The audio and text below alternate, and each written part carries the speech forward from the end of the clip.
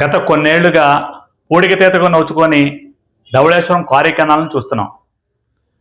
మొక్కలు, తుప్పలు, గడ్డి పెరిగి కాలువ మొత్తం కనిపించకుండా పోయింది.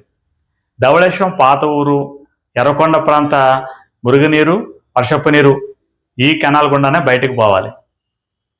మన ఊరి డ్రైనేజీ వాటరు, వర్షపు నీళ్లు మాత్రమే కాకుండా రాజవోలు ప్రాంతం నుంచి, అలాగే వేమగిరి ప్రాంతం నుంచి, అంటే పంట పొలాలు ముంపు గురి కాకుండా పడినటువంటి వర్షం మొత్తం, ఆ వర్షపు నీరంతా కూడా ఈ క్వారీ కెనాల్ గుండానే బయటికి పోయేటువంటి మార్గం.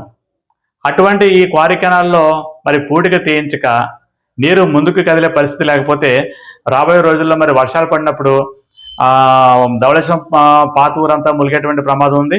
అలాగే మరి రాజవాళ్ళ నుంచి ఇలాగ ఇటు వేమగిరి, ధవళేశ్వరంలో ఉన్నటువంటి పంట పొలాలని కూడా ఆ ప్రాంతం అంతా కూడా ముప్పు గురే పరిస్థితి అయితే కనబడుతుంది. కనుక అధికారులు మరి దీని మీద దృష్టి సారించి క్వారీ కెనాల్లో పూడికని సత్వరమే తీయించాలని ప్రజలంతా కోరుకుంటున్నారు.